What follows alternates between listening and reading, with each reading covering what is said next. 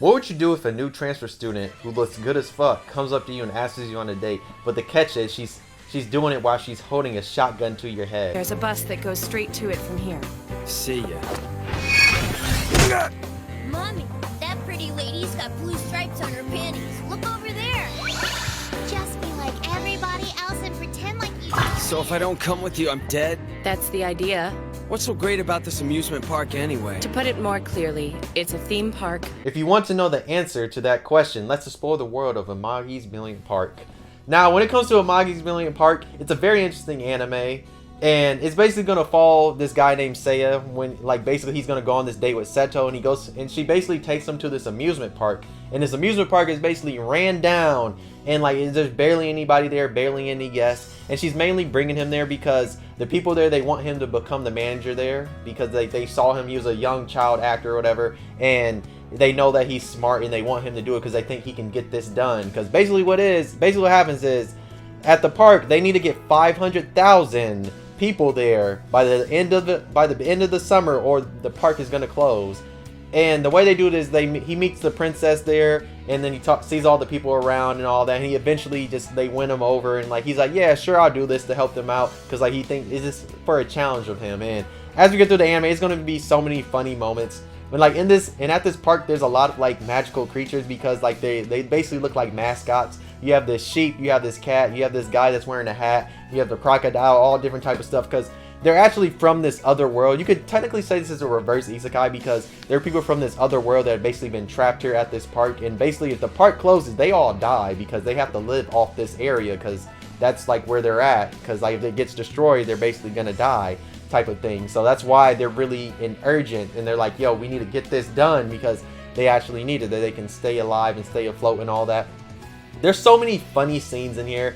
There's a hilarious scene when Sento is like literally dreaming, because like she eventually is gonna maybe have feelings for Seiya. We'll just say maybe, maybe not, I don't know. But just know she's gonna have this dream. She's gonna be dreaming, and like it's a hilarious sequence in her dream because like you have Seiya in her dream basically stamping these different girls. You're hired! I'll be started immediately! Wait a minute! I had a feeling this interview process would cause some pressure. So you three just keep on pressuring me, okay? And then it comes to fruition that like actually all these girls are actually going to come to the park, and it's an hilarious ass moment because like she's losing her mind because like just know the sheep or the cat, whatever, happens to like drug her with something, put something in her thing. Like it's basically like a drug that basically like amps her feelings and all that and emotions, so like she expresses herself better because like Seto's somebody that doesn't really express herself.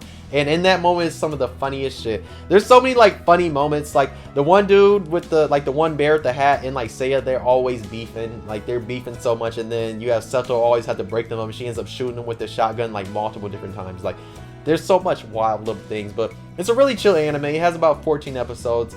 I wish it had a damn season 2 because we need one. I want more of this series because it's so hilarious, and there's so many like cool moments. Like there's literally a moment in here when they're like doing like pirates and stuff, because like you have this walrus that basically comes to the park like through this like drainage system or whatever, and like there's a whole pirate thing. You have like all these seals there, and it's some of the funniest things. And like I love this anime. It's one of my favorite anime of all time just because some of the wackiness that happens in here and some of the like interesting moments, because it's just interesting seeing him like trying to like make this amusement park that's basically been dead to afloat, because like he's going to introduce a lot of like interesting things that's going to get people there, and like they do a lot of different stuff. I know like the grand big thing is like he gets this soccer tournament there, because all they need is like basically 5,000 people to come through the gate. It didn't really say like they need to pay, but they just need to come through this gate, and that's what they're trying to do. It's not like they need the money, they just need that many guests. That way like the renters basically they're just like, oh, they're getting enough guests, so I guess we can have them here or whatever. So yeah, it's a fantastic anime. If you've never seen Amagi's Brilliant Park, please watch it, because you'll enjoy every second of it, because it will have you rolling, because there's so many moments that are just hilarious in here. And I love the dynamic between Seiya and Seto, because at first, you know, they have this little just like, oh, like who's this girl, she looked kind of fine type of thing, and then then it turns into this like, oh, they're like really close and friendly because like they're working with each other. And then Seto starts to acknowledge Seiya like more and more, like as she sees him actually helping out the park, because at first he's just, you know, he's just like bullshitting and like kind of type of thing, because he's just like, oh, I have to do this, but he's actually going to get in his bag and like help out like different things, because he's going to either want to get rid of stuff, sell stuff, He's gonna like look in, find other stuff, because like it's very interesting to see like some of the stuff he does to develop and make this park like actually like want people to like come here, because like I said at first, it is a rundown park that like a lot of the stuff is kind of run down too, but he's going to introduce a lot of interesting things. He's going to fix a lot of stuff. Yes, he's going to have a lot of problems, because trust me, there's going to be times when he has problems and stuff like comes up and he has to like basically struggle through it with the whole cast. And you basically see like how everybody like develops around him. Some of the other characters, they're all going to come around him. They're all going to develop this friendship, and even like some of them like recognize him. They're just like, yo, we respect you now. We see what you're doing. We recognize all what you're doing here. And it's just really interesting, and like they all come up to him, and like he becomes like a really good manager, and he's really just, and it's just like it's interesting to see him like as he helps this park out. But all in all, Amagi's Brilliant Park is a fantastic anime. Please watch it if you haven't seen it. If you have seen it, let me know how you feel about it, because like I said earlier, I want a season 2 badly. Out of every anime that needs a season 2, I want this one, because I want to see more of the story, and I'm pretty sure it might have some source material, because I think this is like based off like light novels or whatever, so it might not. I'm not sure exactly. I never looked into it like that, but it's a fantastic, wild anime, and it's just interesting seeing like as he like develops his park, and like even some of the other people, and like some of the wacky moments they get into. There's even like a scene where they, oh my gosh, there's this scene when they go to like this kindergartner like school, and like them in this other company basically have to have this wrestling match to decide like who can actually like get these kids to come to their park, or get to like come to like their place, whatever, and it's hilarious. Challenger from Amagi Brilliant Park, Miss Eiko Adachi, and in Tama Caitlin's corner, the dreaded King Crimson.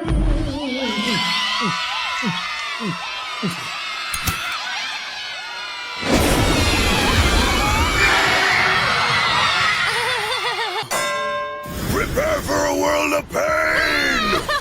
Anything go! Woohoo! There's so many like funny moments like that, and like other type of things, bro. If you've seen this, you know how funny this is. But I'm gonna just wrap this video up, because I've just been rambling too much about Amagi's Brilliant Park.